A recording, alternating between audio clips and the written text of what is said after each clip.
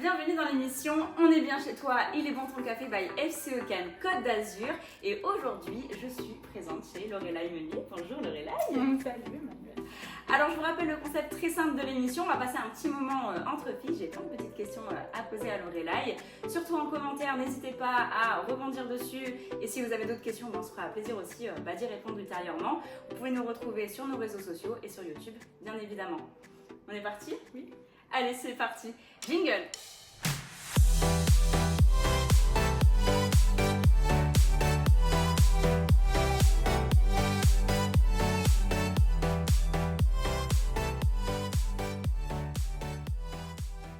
Alors, ma première question pour toi, c'est déjà, quel est ton rôle de chef d'entreprise? Quelle est ta société? Qu'est-ce que tu fais? Ta journée type? Voilà, quoi ça ressemble? Ok, alors mon entreprise s'appelle Carica Immobilier et Carica Résidence. C'est une agence immobilière qui est spécialisée dans l'immobilier d'entreprise. Donc on s'occupe exclusivement des commerces, des bureaux, des entrepôts et des terrains, tout ça dédié au monde des professionnels. Et mon rôle de chef d'entreprise, c'est faire en sorte que ça tourne. Non, trêve de plaisanterie, évidemment que c'est la recherche de produits, la recherche de clients, ça vient avec. On organise absolument tout par nous-mêmes, c'est-à-dire qu'on n'a pas de personnel, on n'a pas de salariés, on est seulement mon associé et moi. Et de la première poignée de main jusqu'à la dernière, on gère absolument tout.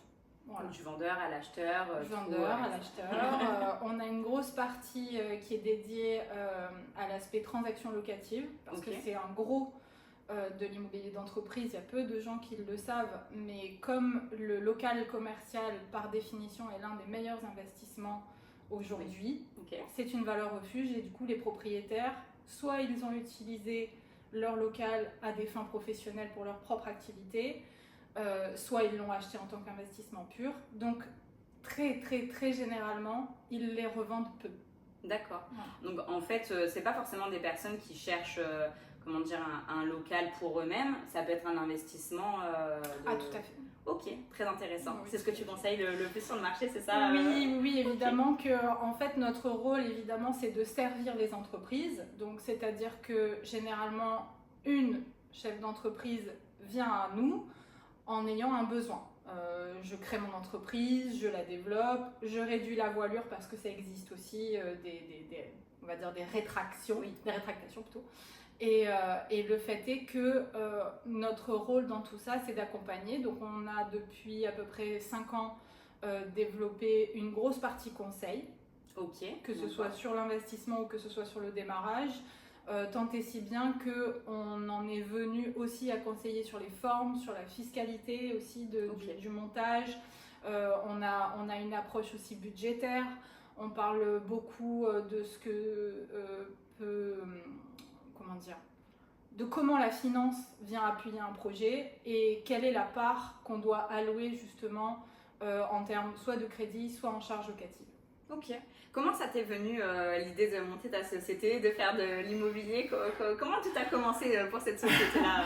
Alors, la société Carica Immobilier existe depuis 35 ans parce qu'elle a été montée à l'époque par mes parents. Mon père est promoteur à la base, il construit des immeubles, c'est ce qu'il a quasiment toujours fait. Donc ils ont monté un groupe d'investissement assez important qui s'appelle le groupe Carica Investissement. La société Carica Immobilier ne devait être finalement qu'un biais pour commercialiser les produits que mon père finalement construisait. Sauf que ma mère, avec une ambition beaucoup plus globale, a dit ce n'est pas possible que de dédier ce service qu'à, on va dire, une institution. Il faut qu'on soit capable de le développer pour tout le monde. Et c'est la raison pour laquelle, non seulement elle a évidemment développé l'aspect transaction locative, transaction-vente, mais aussi un gros portefeuille de gestion et la fonction de syndic. Donc ça part de là. Et puis Carica Immobilier a bougé. Nous, avec mon associé, qui est accessoirement mon mari, je le dis dans ce sens-là, dans le professionnel. Donc on peut aussi travailler avec son conjoint, ça va? Ça va très bien, nous on passe 24/24 ensemble et jusqu'à preuve du contraire, on s'est pas arraché les yeux mutuellement. Donc on a développé une branche d'habitation Carica Résidence qui pour le coup applique les mêmes méthodes que pour Carica Immobilier en termes de conseils, en termes de...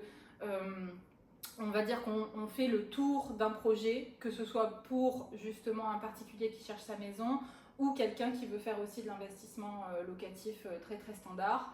Et en fait, nous, on a cette histoire de cousu main qui débute en fait de l'origine de ma mère qui a toujours travaillé comme ça, avec du cas par cas, avec beaucoup de finesse dans le juridique aussi, parce que c'est là où tout se joue pour le professionnel. Et moi, je suis arrivée là-dessus un peu sur le tard, parce que la vérité, c'est que j'ai jamais voulu faire ça, mais pas du tout. En fait, j'ai toujours voulu m'éloigner de cette fonction, parce que j'ai vu mes parents travailler comme des bêtes pendant 25 ans, pas prendre de vacances, pas profiter de moi, parce que c'est pas eux qui m'ont élevée, c'est ma grand-mère. Donc voilà, ça a été un mode de vie qui a été très, très spécifique. Et en fait, j'ai décidé d'y aller parce que c'était une bonne façon en fait d'apprendre quelque chose de nouveau, de pérenniser aussi un patrimoine, parce que je suis très sensible à ce qu'ils ont construit et que je voulais pas que ça parte à volo. Je voulais vraiment avoir cette responsabilité, c'était d'accord. Mais ce qui m'a définitivement convaincue, c'est que mon mari, il embarque là-dedans.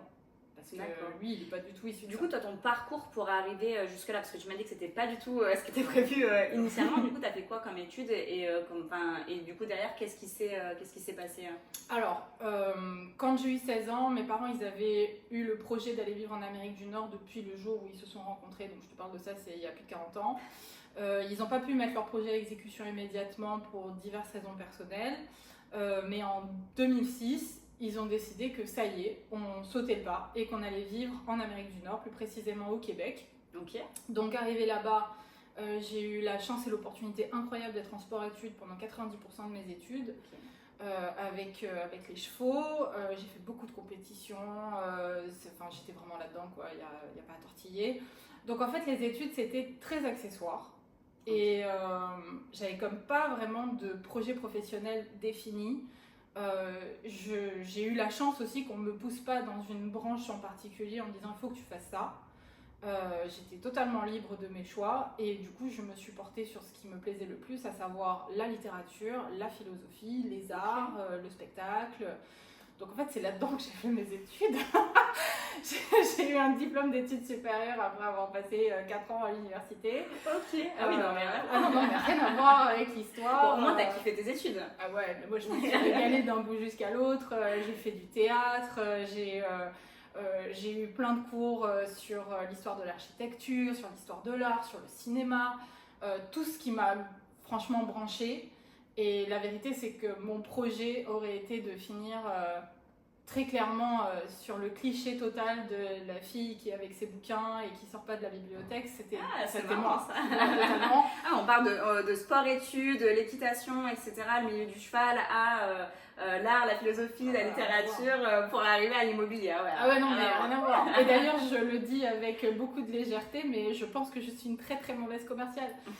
J'ai pas du tout de filtre, je suis peu diplomate, je dis un peu trop vite ce que je pense, mais enfin... C'est peut-être ça aussi que tes clients apprécient, et pas le truc tout préconstruit du commercial basique. Vaut mieux, parce que sinon, aussi remarque qu'il s'adresse à mon mari, il est beaucoup plus doux. Voilà. Et du coup, est-ce que c'était ton rêve de petite fille? Genre, si on reparle à la toi de quand tu avais 10 ans, tu voulais faire quoi à ce moment-là? Je pense que j'hésitais entre vétérinaire, avocate, détective privé, biologiste, microcellulaire. Enfin, il y a eu beaucoup de choses qui m'ont intéressée. Moi, je me définis toujours comme étant une gourmande intellectuelle et en fait, il n'y a pas un seul sujet qui ne m'intéresse pas. Ok. Du coup, aujourd'hui, par rapport à ce que tu fais et à ton parcours, etc., pourquoi tu fais ce que tu fais? C'est quoi ta vision? Dans quel monde, on va dire, tu crois et sur quoi tu tends? Alors, s'il y a un fil conducteur sur tout mon parcours, c'est de venir en aide à l'autre. Ok. Donc, j'ai pas pu matérialiser ça par, on va dire, des domaines comme le soin. Je suis pas allée dans le soin, mais j'ai toujours pensé que ma place sur Terre, ça devait être... il devait y avoir une utilité quelque part. Il fallait que je me rende utile.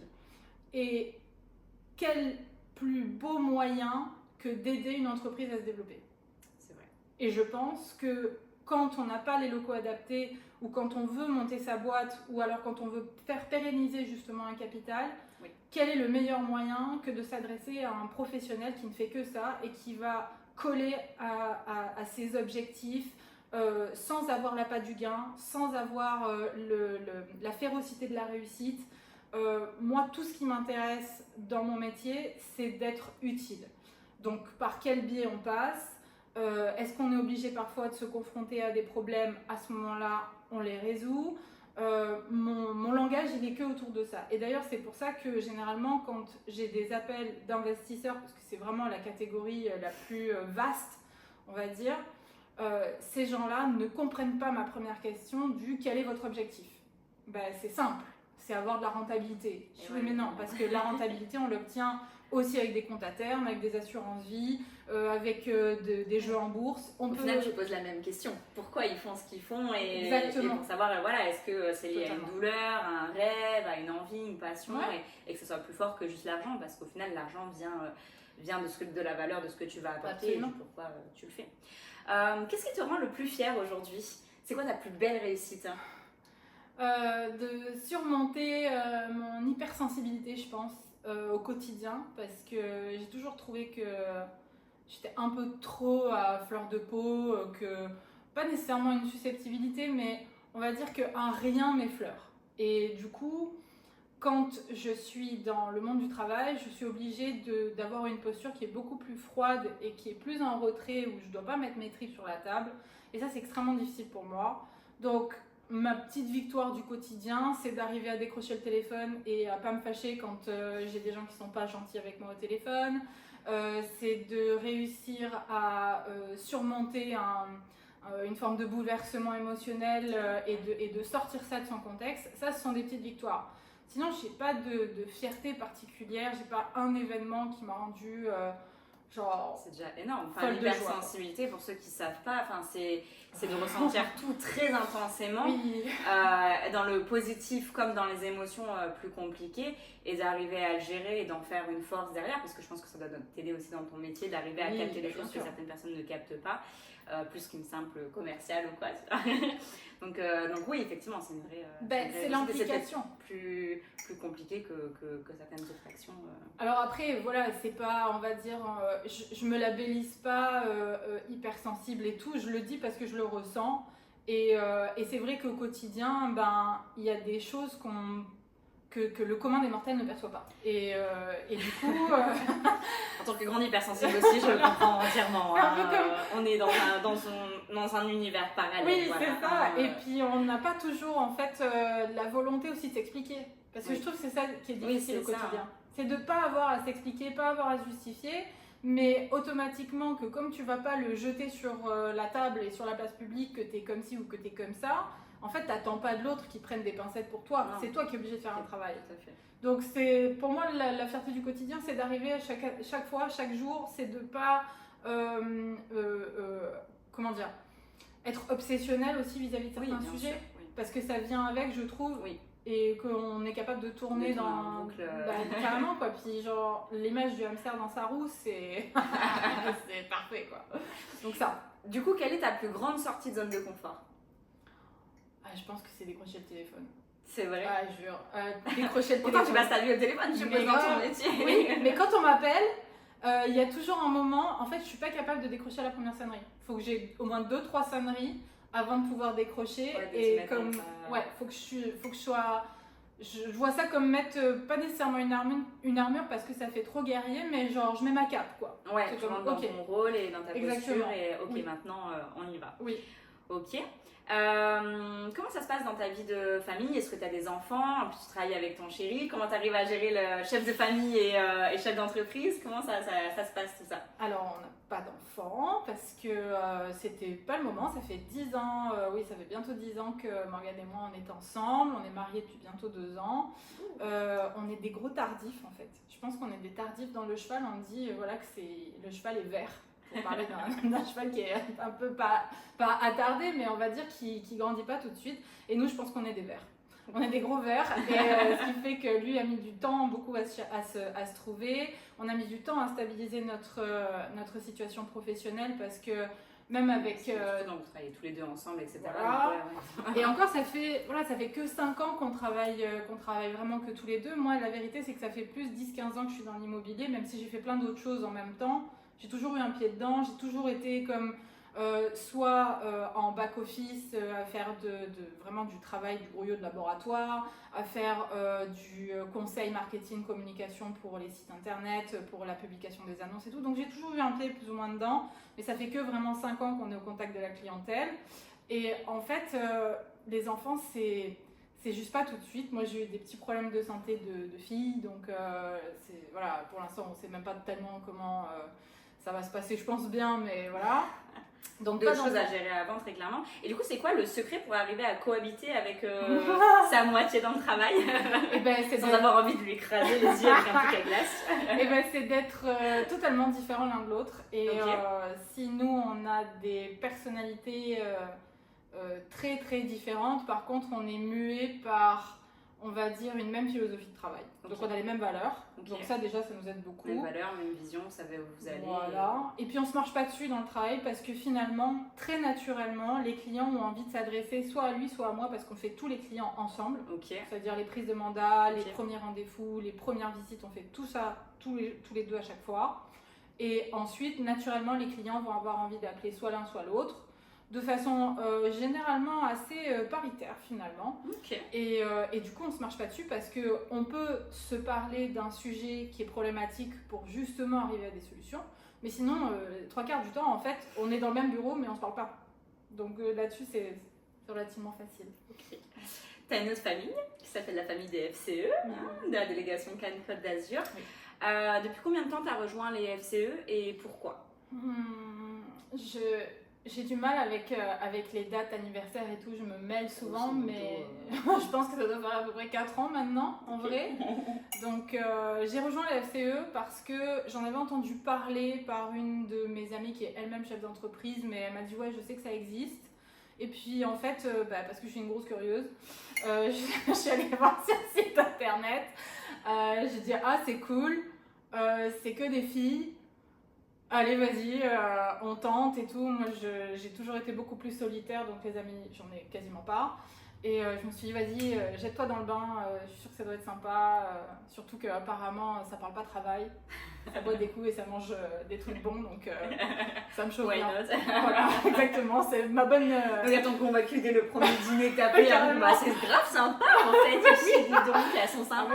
Ah, mais oui, mais c'était tellement ça. Et puis... voilà, c'est un rendez-vous mensuel qui est extrêmement agréable. J'adore le format avec la conférence, que ce soit de la mise en pratique, que ce soit quelque chose qui soit vraiment totalement, on va dire, pas en lien avec le monde de l'entreprise et tout. Je trouve ça top. Le format est très chouette. C'est très enrichissant d'avoir toutes ces personnalités de femmes autour de soi, les expériences, les parcours. Voilà, c'est juste de l'enrichissement, quoi. Ça comme ça. Super. Quel est ton combat qui te tient le plus à cœur? Remplacer le mot égalité par le mot équité. Parce que souvent les gens ne comprennent pas ce que ça veut dire. Être égal, en fait, c'est tout le monde sur le même escabeau. L'escabeau, il fait la même taille. Par contre, les gens, il y en a un qui fait 1m60, l'autre qui fait 1m40, l'autre qui fait 1m80. Mais ça, c'est l'égalité. Tout le monde a la même chance, il a le même escabeau. L'équité, c'est que le plus petit, il a un escabeau qui est plus grand. Et voilà. Et ça... Pour avoir longtemps travaillé dans le handicap, je vois exactement ce dont tu parles. Et effectivement, c'est une grosse problématique. Et notamment quand on parle, que ce soit de genre, de taille, d'âge, d'expérience, de sexe, parce qu'on parle aussi beaucoup d'égalité des sexes. Sauf qu'on a des perceptions qui sont différentes, on a des moyens de fonctionnement qui sont différents. Et de donner les moyens de façon équitable à chacun. Équitable. Voilà, ça c'est le bon mot. Et du coup, alors attention, je ne suis pas dans des associations, je m'implique pas là-dedans, mais par contre, à mon échelle, je reste extrêmement attentive à ces choses-là parce que je refuserais en fait que tout le monde n'ait pas la même chance d'y arriver et que les plus forts n'aident pas les plus faibles. Ça, c'est un truc, ça me va pas. Voilà, après c'est peut-être mes toches qui ressortent, mais c'est impeccable, tu vois. Faut que ce soit comme ça. Et je ne m'imagine pas une société dans laquelle c'est pas comme ça. Et pour le coup, c'est la philosophie qui me rattrape là-dessus. Parce que, bon, après avoir étudié Socrate, Platon, Aristote et la politique, tu comprends qu'une démocratie, c'est chacun à sa place. Et il faut qu'une société, elle fonctionne comme ça. Mais pour qu'elle fonctionne comme ça, il faut que les choses soient équitables. Si c'est pas si c'est avec un schéma d'inégalité, ça peut pas fonctionner. Et je pense qu'aujourd'hui, si on n'arrive pas à vivre ensemble, c'est en partie à cause de ça. Parce qu'on a ostracisé certains groupes de la société. C'est ça, tout à fait. Bien résumé. Avec plaisir. Quelle est la personne qui t'inspire le plus? Alors c'est pas une figure célèbre, c'est je pense définitivement mes parents. Parce que partir, c'est ultra cheesy, mais... Non mais c'est c'est trop mignon. Mais en même temps t'en parles dès le début effectivement parce que ils ont construit et t'as repris la suite du patrimoine et tout. Le truc c'est que mes parents aujourd'hui ils ont une belle réussite, mais ça a vraiment pas été gratuit. Je pense au côté maternel. Moi je suis à moitié arménienne, j'ai toute une partie de ma famille qui a vécu un génocide. Ils sont arrivés une main devant, une main derrière en parlant de façon un peu triviale à Marseille en 1915. Comment te dire, ça c'est une partie de ma famille. Ensuite, ça a été ma grand-mère qui a été une artiste, une styliste incroyable. Elle avait une usine de chaussures en plein Cannes. Elle griffait pour les plus grandes marques françaises. Truc de fou. Encore une fois, elle travaillait avec son mari, elle aussi. Bon, là pour le coup, ça n'a pas tenu, mais c'est autre chose. Et en fait, je m'aperçois que je reproduis un peu les schémas de tout ce côté plus maternel, parce que le côté paternel, je le connais un peu moins. Mais vraiment, ça a été que de la lutte. Il n'y a jamais rien eu qui a été facile. Et d'avoir eu ce courage de se relever malgré les échecs, moi, je ne connais pas beaucoup de personnes sur Terre qui ont fait preuve d'autant de ténacité. Et ça c'est très inspirant. La résilience, c'est toujours hyper inspirant, je suis tout à fait... Oui. Et donc, c'est ce qui t'a accompagné au quotidien. Alors, j'ai une dernière question pour toi. C'est un peu la question secrète que je change des fois, que je change pas. Et voilà. Je réfléchis un peu par rapport à tout ce que tu m'as dit. Et en fait, je serais très curieuse de savoir ce que tu dirais à la toi de quand tu avais 15 ans. Là, si elle était assise avec nous sur le canapé, en sachant le parcours que tu as eu, la difficulté de ta famille, la résilience, les chemins que tu as explorés, etc. Qu'est-ce que tu lui raconterais là, à la toi quand tu avais 15 ans? Je pense que je lui dirais de moins s'en faire, très clairement, parce que en plus d'être sensible, généralement on est anxieux. Et je lui dirais de prendre la vie de façon un peu plus légère, parce que j'ai peur du temps qui passe. Pour moi, chaque jour qui passe, c'est une petite mort finalement, parce que c'est une journée qui est consommée. Donc on essaye de faire en sorte que chaque jour soit quand même assez unique et inoubliable, et surtout rire une fois par jour, mais minimum en fait. Et ça je suis forte là-dedans, pas de problème. Je suis bon public. Mais ouais, je lui dirais de moins s'en faire. Je lui dirais de prendre les choses un peu plus relax. Je lui dirais aussi de peut-être être plus légère dans ses relations en règle générale. Parce que plus fort tu t'investis, plus fort tu risques d'être déçu. Donc c'est bien d'y aller à fond, mais gardons certaines réserves, ça évitera de se faire mal tout de suite. Et puis de se faire confiance, de se faire un peu plus confiance. Ouais, je pense que je lui donnerais ce conseil-là. Je pense que je me le donne tous les matins en me levant en fait, mais c'est trop fugace. Voilà. Ça marche. Donc pour ma partie, j'ai terminé de te poser toutes mes petites questions. Je te remercie d'avoir répondu sans filtre et intimement, et d'avoir partagé ton expérience aussi avec nous. Et je crois que tu as une dernière question pour moi. Oui, moi je voudrais savoir comment t'en es arrivée à devenir un couteau suisse. Très bonne question. En fait, j'ai compris le terme multipotentiel. La première personne qui m'en avait parlé, c'est lors de ma dernière année d'études. Donc moi j'ai fait 7 ans d'études, parce que moi aussi j'ai un peu vogué les beaux-arts, Polytech, tout ça. Et c'est la première à m'avoir dit tu es ce qu'on appelle une multipotentielle. Et à cette époque-là, je ne savais pas du tout ce que c'était, parce que pour moi on m'avait toujours dit il faut faire un truc. Tu choisis ta voie, etc. Et donc c'est ce que j'ai essayé de faire. Mais j'ai toujours été hyper curieuse de tout, d'avoir envie, comme toi, tu vois, de m'intéresser à plein de choses, etc. Et ce qui est aussi le propre du coup des multipotentiels. Mais j'ai toujours cru que c'était une tare en fait. C'était pas une puce, que c'était une tare. Et donc j'ai suivi ce qu'on m'a dit. Je suis rentrée dans les cases, CDI, bon salaire, bon job, un truc, droit. Et en fait, j'étais totalement désalignée. Je m'ennuyais énormément. Et en plus de ça, j'ai eu une direction hyper tyrannique. Et donc là, il y a tout qui s'est effondré parce que j'avais fait beaucoup d'études dans le leadership, l'innovation. Et donc du coup, moi, j'avais plus de créativité dans mon job. J'avais une direction qui n'était pas du tout dans le leadership, etc. Et en fait, quand j'ai fait mon burn-out, donc je suis tombée très malade en plus. Donc c'est vraiment mon corps qui a dit, alors cocotte, stop, hein, on arrête tout. Et je me suis dit, mais en fait, moi, j'ai envie de faire plein de choses. Et en plus, ce qui va faciliter les choses, c'est qu'en faisant plusieurs trucs, tu as moins de stress sur l'argent pour chacun de toi. Julie, elle a la chance d'être 100% photographe. C'est dur de vivre de ce métier de photographe, mais du coup, moi, c'est une de mes casquettes, mais j'ai pas ce stress de dégager de l'argent parce que j'ai d'autres casquettes. J'ai la casquette carnaval, et donc du coup, si je vivais que pour le carnaval, ça serait compliqué aussi. Vivre que des pompiers, compliqué. Et en fait, au fur et à mesure, j'ai rajouté comme ça des petits trucs avec le temps, etc. Et il y a des fois où j'enlève, quand je trouve que j'en fais trop, j'en enlève. Quand je trouve que j'en fais pas assez, que je m'ennuie de nouveau, je rajoute. Et j'ai compris que c'était ça qui me faisait grave du bien et qui était un vrai équilibre. Mais ça a été au fur et à mesure et très tardivement. Je pense que c'était bien après mes 25 ans, etc. Donc c'est pas si vieux que ça, mais j'aurais aimé qu'on en parle plus jeune en fait. Genre à 15 ans par exemple. Par exemple, tu vois. Au hasard. Là, qu'on me dise que c'est ok en fait d'avoir envie de toucher à tout. Alors c'est très difficile d'éduquer quelqu'un qui est multipotentiel. Hein. Bon courage aux parents d'enfants multipotentiels, parce qu'on change d'avis tout le temps quoi. Maman, je vais faire du rugby. Ok, 6 mois après. Je vais plus faire du rugby, je vais faire de la danse. Ok, 6 mois après, je vais plus faire de la danse. Ouais, mais je vois ça.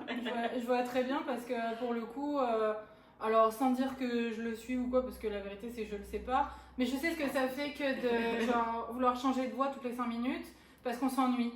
Et sans dire que j'ai un défaut de l'attention, parce que pas du tout. Non, parce que quand on est concentré sur cette chose-là, c'est du deep work, quoi. On est à fond, on est à 200%, et une fois qu'on l'a maîtrisé, on s'ennuie un petit peu plus. Donc c'est sûr que si on le fait à 100%, d'un moment c'est hyper lassant. Alors que c'est toujours un petit peu de chaque truc. Oui, mais c'est ça. Tu t'ennuies pas parce que tu dois revenir dans le moule, etc. Et c'est ça qui est hyper.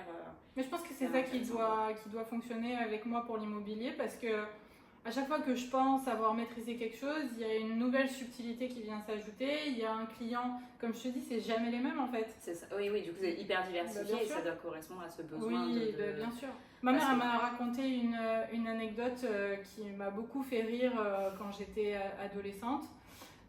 Elle m'a dit, chérie, j'ai rencontré un biologiste marin et une physicienne. Ils venaient parce que justement, je crois que c'était un produit d'investissement qu'ils recherchaient. Et pendant qu'elle était en train de rédiger des contrats et tout, elle n'arrêtait pas de leur poser des questions. Eux, les mecs, ils avaient envie de parler du projet immobilier en fait. Et elle en avait rien à secouer. Elle s'occupait que « Ah bon, mais vous faites ça ? Ah, mais racontez-moi, et votre expédition ?» Et mari et femme, ils devenaient dingues, quoi. On peut se concentrer sur les... Non, mais ce que vous faites est hyper intéressant, en fait. Et en fait, je pense que moi, mon métier, alors je l'ai un peu moins en ces temps-ci parce que j'ai pas la chance d'avoir des biologistes marins qui se pointent tous les matins dans mon bureau. Mais par contre, j'ai rencontré des gens qui travaillent dans les pompes funèbres, j'ai rencontré des gens qui sont tatoueurs, j'ai d'autres gens qui sont évidemment dans la logistique, mais j'ai installé une entreprise qui fait par exemple la vente de colis perdus. Et je suis restée 2 heures avec eux à écouter leur concept et comment ça s'était développé. Et moi, j'étais plus enthousiaste de les écouter parler que de leur louer un local. Enfin, c'était un délire. Ouais, c'est la diversité des gens que tu vas croiser, etc. Ça, c'est bon. Ah ouais, non, ça, c'est vraiment bon. Je comprends à 100%. Bon, voilà, l'émission se termine. Merci beaucoup, Lorelai, de m'avoir invitée chez toi pour partager un café dans ces jolies tasses Mais oui. très fruitées. Donc voilà, on se retrouve sur YouTube pour le montage vidéo. N'hésitez pas à partager, à liker, à commenter, à nous donner de la force pour pouvoir faire de nouveaux épisodes. Et on se dit à très bientôt. Au revoir.